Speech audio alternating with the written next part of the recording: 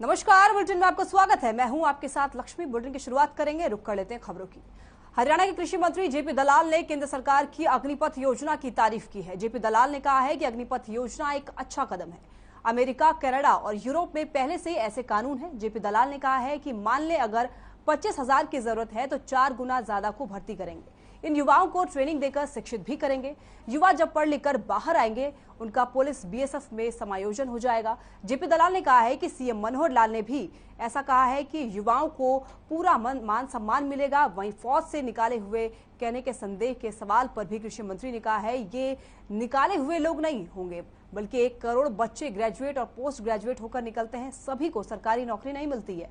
इससे युवाओं का रहन सहन समेत इंसेंटिव भी देंगे। युवा सेना रहेंगे तो कामयाब होंगे।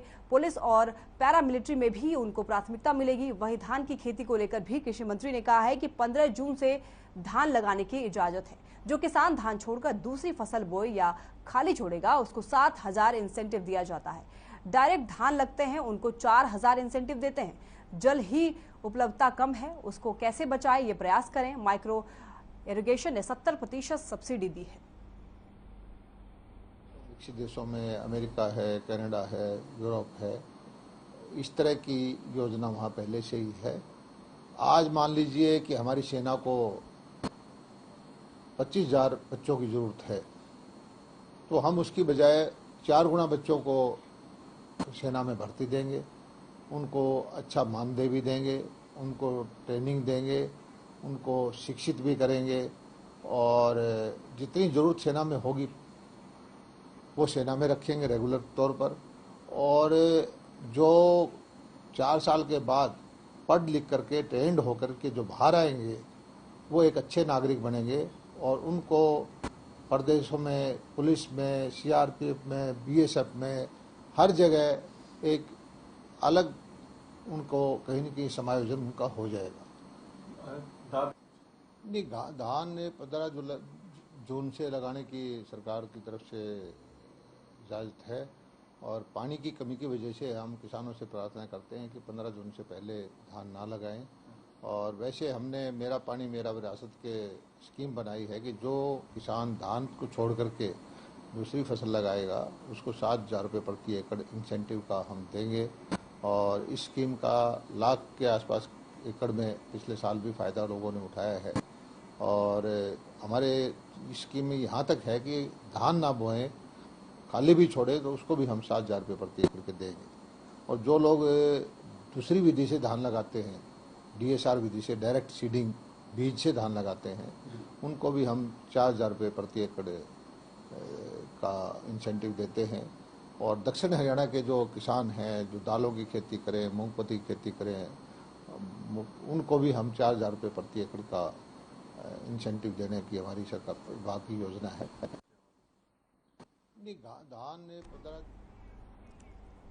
कुरुक्षेत्र की थानेसर नगर परिषद में हो रहे भ्रष्टाचार को लेकर कांग्रेस के पूर्व मंत्री अशोक अरोड़ा ने कुरुक्षेत्र उपायुक्त को ज्ञापन सौंपा है। उन्होंने कहा है कि शहर के अंदर जितने भी पोल लगे हुए हैं उनके ऊपर जो विज्ञापन बोर्ड लगाए गए हैं जिनका 3 साल से कोई टेंडर नहीं हुआ है, उन पर विज्ञापन के फ्लैक्स लगवाकर करोड़ों रुपए की अवैध वसूली की जा रही है। यह अवैध वसूली किसकी जेब में जा रही है, इस पूरे मामले की जांच होनी चाहिए।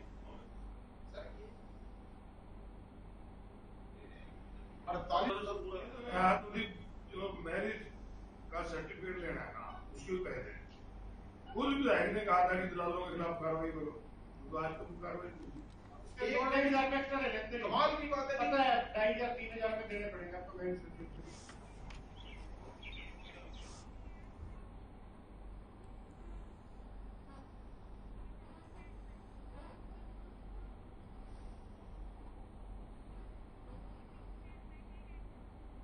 खबर जींद से है, जहां नगर परिषद चुनाव में निर्दलीय प्रत्याशी सविता कुंडू को शहर की जनता से भारी जन समर्थन मिल रहा है। प्रत्याशी सविता कुंडू और उसके पति जितेंद्र कुंडू ने डोर टू डोर जाकर अभियान चलाया है, जहां पर जितेंद्र कुंडू को हर वर्ग के लोगों ने जोरदार स्वागत किया है।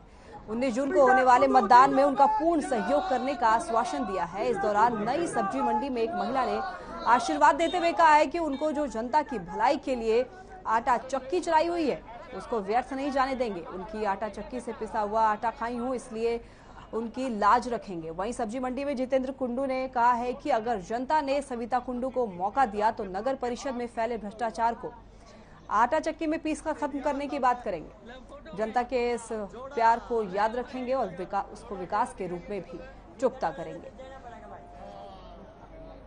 जिनमें सविता कुंडू को जन समर्थन आशीर्वाद कितना आशीर्वाद मिल रहा है, इतना प्यार मेरे को नहीं लगता किसी को मिला होगा। जहां भी जाता हूं मेरे ताऊ काके ताई सब इतने भाई, नौजवान भाई, इतना आशीर्वाद, बहुत ज्यादा आशीर्वाद मिल रहा है। जी, किसानों की मंडी है, मैं 24 घंटे किसानों के प्रति, जब भी मेरे को ये आवाज देंगे रात के 2 बजे भी मैं इनके बीच में खड़ा पाऊंगा। आए हैं, मैं आपसे ही अपील करता हूँ, तो सारे भाइयों ने आया हूँ देर रहता हूँ श्रीपाद है। ओके। हरियाणा निकाय चुनाव के चुनावी महाकुंभ में सभी प्रत्याशी पूरे जोर शोर से लगे हुए हैं। चुनाव प्रचार समाप्त होने के कुछ ही घंटे बचे हुए हैं और प्रत्याशी अपना पूरा दमखम लगाने में लगे हैं। इसी कड़ी में नारनौल से निर्दलीय प्रत्याशी ममता शर्मा ने शक्ति प्रदर्शन कर बाजार में जुलूस निकाला है। इस दौरान ममता शर्मा ने अपने समर्थन में वोट मांगने के लिए शहर के ऐतिहासिक आजाद चौक पर एक जनसभा को भी संबोधित किया। इसके बाद वहां पर मौजूद हजारों समर्थकों के साथ रोड शो कर जनता से अपने पक्ष में वोट देने की भी अपील की है। इस अवसर पर उनके साथ पूर्व विधायक राधेश्याम शर्मा और पूर्व राज्य मंत्री कैलाश शर्मा भी मौजूद रहे। वही जनता से ममता शर्मा के लिए कैची का बटन दबाकर वोटों की अपील करते हुए नजर आए।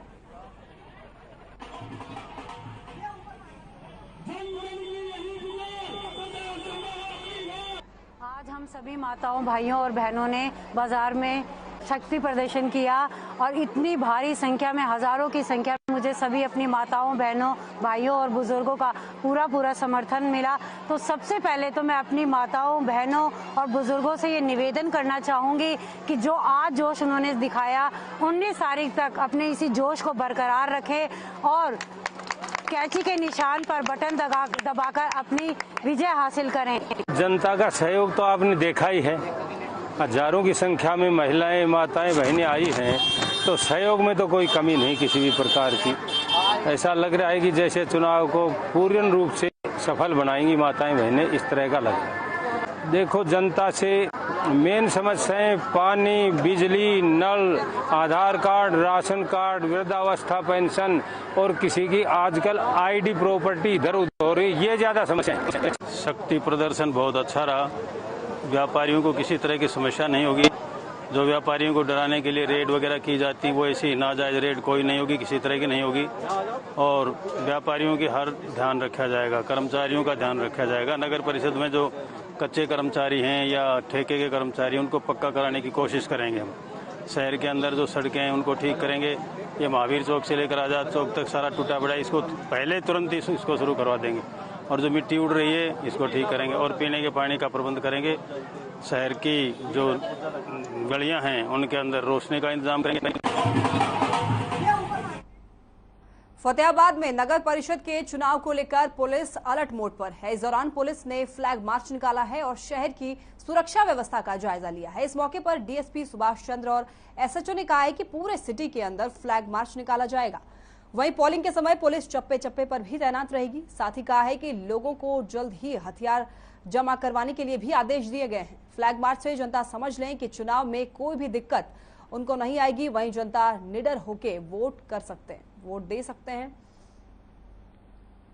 पुलिस ने फ्लैग मार्च निकाला है। निकाय चुनाव को लेकर पुलिस अलर्ट मोड पर है। आज तो पूरे शहर फतेहाबाद के अंदर निकालेंगे और जो है ना आगे रतिया के अंदर भी, टुहाना के अंदर भी, हर जगह निकाय चुनाव को लेकर ये तैयारियां की गई है जी। जो निकाय चुनाव को लेकर रतिया के मॉडल टाउन इलाके में सीवरेज समस्या को लेकर लोग काफी ज्यादा परेशान हैं। पिछले काफी समय से सीवरेज ओवरफ्लो हो जाता है, जिसके कारण सीवरेज का जो गंदा पानी है वो लोगों के घरों तक पहुंच जाता है। इससे बीमारियां फैलने का भी डर है। वहीं वार्ड वासियों का कहना है कि अगर 2 दिन के अंदर उनकी सीवरेज की ये समस्या का समाधान नहीं हुआ तो वो चुनाव का बहिष्कार करेंगे। वहीं सूचना मिलते ही एसडीएम डॉक्टर वीरेंद्र सिंह नगर पालिका और जन स्वास्थ्य विभाग के अधिकारियों के साथ मौके पर पहुंचे और तुरंत समाधान करने के भी निर्देश दिए।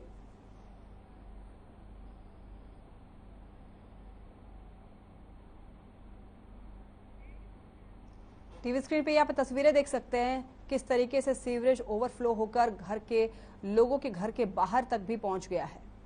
आम जनता को इससे काफी ज्यादा परेशानी हो रही है।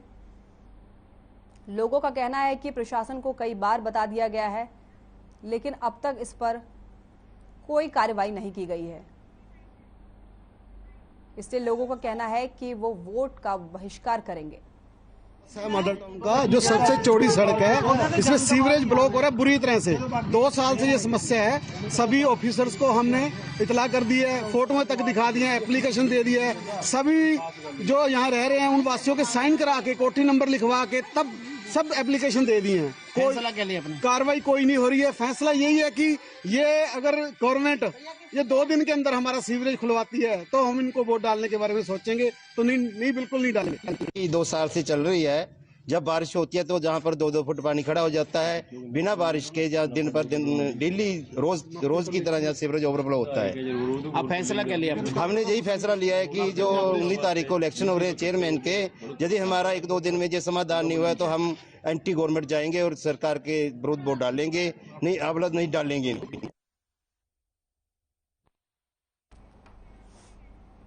गुरुग्राम में भीमगढ़ खेड़ी पार्ट 3 के निवासियों के लिए सड़क का मलबा जी का जंजाल बना हुआ है। ऊपर से ये मौसम विभाग ने 3 दिन का येलो अलर्ट भी घोषित किया है, जिसके बाद स्थानीय निवासियों ने सड़क निर्माण के लिए निगम अधिकारियों से गुहार भी लगाई है, लेकिन अधिकारियों की तरफ से इस पर कोई ध्यान नहीं दिया जा रहा है। देखिए रिपोर्ट।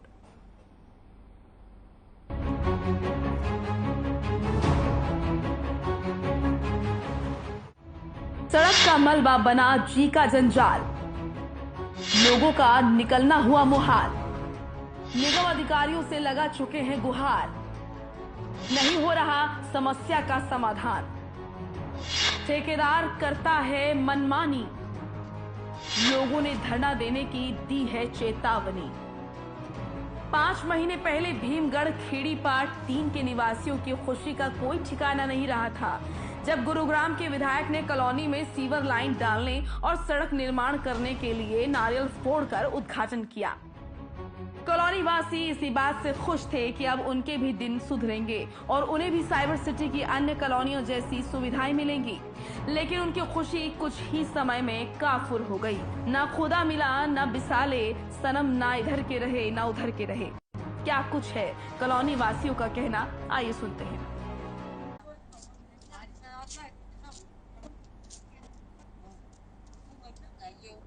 कोसली में पानी के लिए लोगों को जद्दोजहद करनी पड़ रही है। 2 महीने से कोसली वासियों को ठीक तरीके से पानी नहीं तो गर्मी की वजह से ये समस्या बढ़ चुकी है। हर आदमी को पानी की आवश्यकता होती है और गर्मी का मौसम देखते हुए पानी की काफी किल्लत हो रही है और इसी वजह से लोगों को समस्या आई और इसी लोग ये कह रहे हैं कि अगर ये समस्या का समाधान नहीं हुआ तो जल्दी ये रोड जाम करेंगे। और ये पंप ऑपरेटर के खिलाफ ग्रामीणों ने रोष प्रकट किया है, तो किस तरीके से ये रोष जाहिर किया है ग्रामवासियों ने? पंप ऑपरेटर का काम है कि वो चलाए, लेकिन वो समय पे चला नहीं पाता। चलाता है तो वो हर जगह चला जाता, उन लोगों तक पानी नहीं पहुंच पाता और जब पानी पहुंचता है वो लोग कुछ नहीं कह नहीं रहे। तो जहाँ पानी नहीं पहुंच पा रहा वहाँ समस्या ज्यादा है, क्योंकि वो मामला सारा ऊंचाई का है, वहाँ पर ऊंचा पानी वो 2 घंटे प्लस चला है। देवेंद्र, बहुत बहुत शुक्रिया आपका इस खबर पर जुड़ने के लिए और ज्यादा जानकारी देने के लिए। रेवाड़ी के कोसली में पानी के लिए लोग जूझ रहे हैं। गर्मी की वजह से 2 महीने से ठीक तरीके से कोसली वासियों को पानी नहीं मिल पा रहा है। पानी की समस्या से लोग काफी ज्यादा परेशान हैं। ग्रामवासियों का कहना है कि पंप ऑपरेटर के खिलाफ कई बार शिकायत भी की है। ग्रामीणों का कहना है कि पंप ऑपरेटर ठीक तरीके से पंप ऑपरेट नहीं करता है, जिस वजह से हर घरों में पानी नहीं पहुंच पाता है। रेवाड़ी के कोसली में पानी की समस्या से लोग जूझ रहे हैं। काफी ज्यादा लोगों को परेशानी हो रही है। इस भीषण गर्मी में लोग काफी ज्यादा परेशान हैं।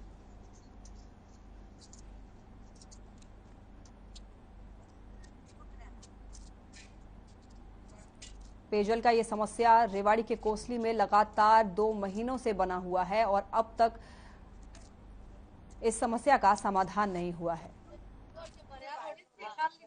परेशानी इतनी परेशानी है जी, आप हमारे यहाँ किसी भी घर में जाकर देख लो, आप एक गिलास पानी मिल जाए तो सबसे मोटी समस्या ये है।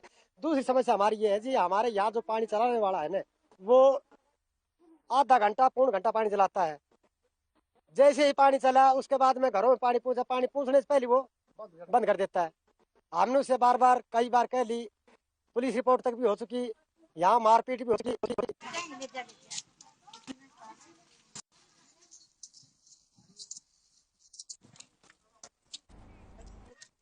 कालावली में भारतीय किसान यूनियन के बैनर तले किसानों ने इकट्ठे होकर उपमंडल अधिकारी उदय सिंह को ज्ञापन सौंपा है। दरअसल खराब हुई फसलों का मुआवजा न मिलने को लेकर किसानों में रोष है। वहीं किसान नेताओं ने कहा है कि जो फसलें खेतों में खराब हुई थी उनका सर्वे हो गया था, लेकिन बीमा की मुआवजा राशि अभी तक नहीं मिली है, क्योंकि ओबीसी बैंक को सरकार ने पंजाब नेशनल बैंक में मर्ज कर दिया था, जिसके चलते उनकी मुआवजा राशि नहीं मिल रही है। यहाँ तक कि बैंक और बीमा कंपनी के संबंधित कर्मचारी भी उनका फोन नहीं उठा रहे हैं। वहीं किसान नेताओं ने ज्ञापन देकर मुआवजा राशि दिलवाने की मांग की है। साथ ही चेतावनी भी दी है कि अगर 24 तारीख से पहले राशि न मिली तो वो सिरसा में उपायुक्त कार्यालय पर धरना देंगे।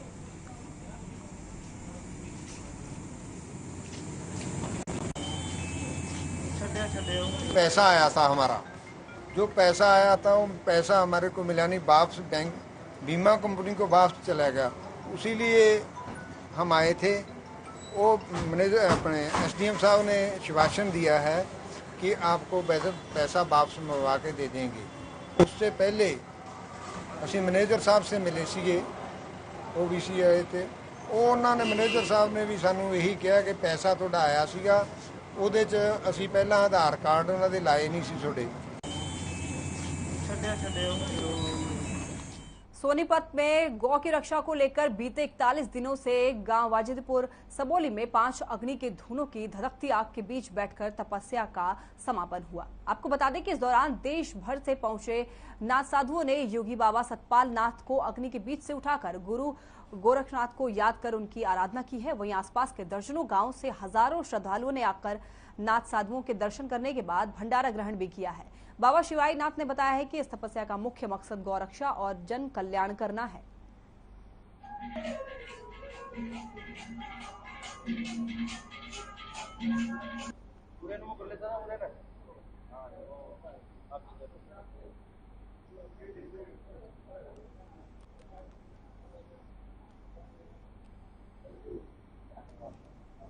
अच्छा, आज जिस तरह से 41 दिनों की तपस्या समापन हुआ, क्या कहना चाहते हो बाबा? शांति के लिए तब किया जाता है,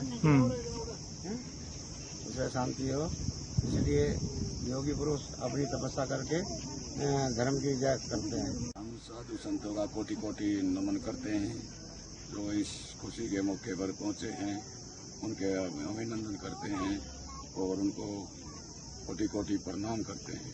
जो 41 दिन की 42 दिन की तपस्या है, उसके उपलक्ष्य में ये ग्रामवासी और आसपास के दर्जनों गांवों के भक्त लोग इस भंडारे को संपूर्ण कर रहे हैं। सर, तपस्या करने के लिए और लोगों का जो संतों का जो उपलक्ष्य वो करते हैं, इसलिए करते हैं देश की शांति के लिए, अपने ग्रामवासियों की शांति के लिए, गौ माता की शांति के लिए ये तब किया जाता है। बहुत बढ़िया बाबा जी और गौ माता की जो है रक्षा के लिए तपस्या है, बहुत बढ़िया बनाया, यही चाहते हैं।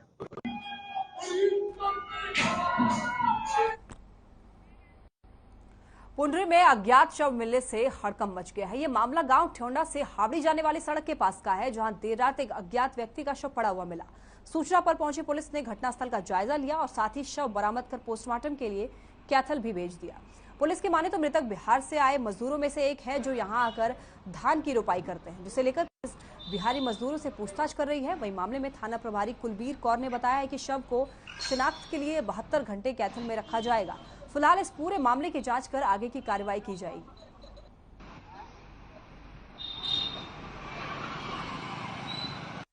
मुझे फ़ोन द्वारा सूचना प्राप्त हुई थी कि हावड़ी और ट्योंठा रोड पे एक डेड बॉडी पड़ी हुई है, जो वहाँ मौके पर पुलिस गई और पुलिस ने डेड हाउस में रखवा दिया गया है डेड बॉडी को, और जैसे भी शिनाख्त होने के बाद पोस्टमार्टम में जो भी होगा वैसी कार्रवाई हम लोग करेंगे।